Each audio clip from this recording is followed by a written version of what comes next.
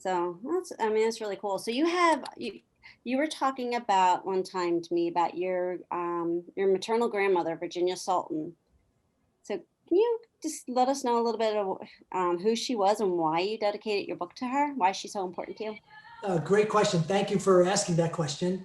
Right. Virginia Sultan, may she rest in peace. I used to call her Grandma V, like all the grandkids did. I was her oldest grandson. I would venture to say I was the closest to her. I don't know. I get a lot of my cousins would fight with me about that statement. But she was born in 1916. She passed away this year in March. I'm Um, sorry. I'm sorry, February 23rd, on her birthday.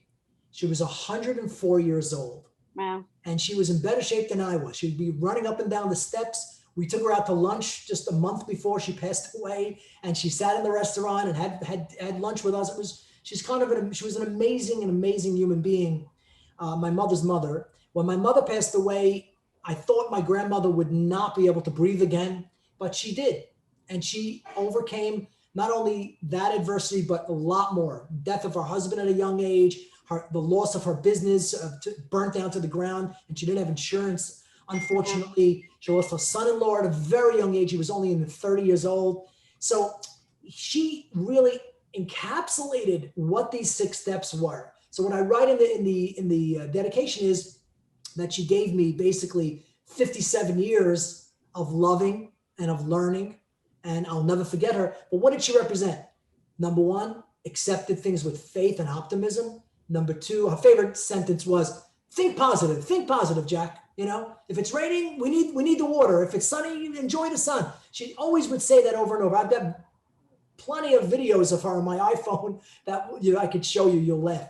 She was great. So number 1, accepting everything with faith. Number 2, forgiving and letting go and not holding grudges. Number 3, continuously learning. She read a book a week into 100 years old. She was reading a book a week. Wow. Number 4, grateful for everything. Number 5, a tremendous giver. She never wanted to own anything. You know, she was a wealthy woman, believe it or not, but she gave everything away. And she wanted it. She always used to say, I want to die penniless. Like, she doesn't want to own anything. She wants to give it all to her children and grandchildren, which was amazing. When I got engaged to my wife, I was still sucking my thumb. You know, I was a young boy. I must have been 21 or 22. And my grandmother said, I heard you're getting engaged. She's a great girl. I really like her. And I said, thank you, Grandma. And she goes, well, listen, you have a lot of expenses coming up, Jack. I said, okay, you know, I'm going to deal with it, whatever it is. She goes, well, look, she takes off her diamond wedding ring. And she says, I don't need this wedding ring anymore, but I want you to have it. And I want you to get engaged with it when you get engaged. Aww. So my wife is walking around now. We're married 34 years with my grandmother's ring. Don't tell her. No, I'm just joking. She knows. She knows. But she's walking around my grandmother, Virginia Sultan's wedding ring, and she's the proudest person in the world for that. So number 5 is giving.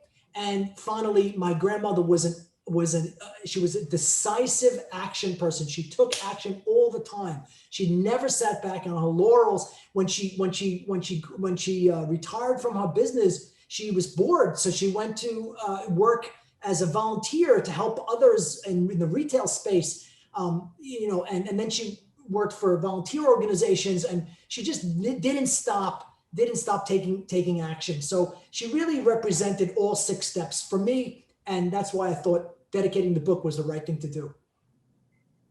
Talking to you and knowing you, she's worn off a lot onto you because you're just like her. I hope so. And now you have to tell your wife that when she is 104, she has to hand it to her grandkids for engagement. She's going to do it sooner than that, I think.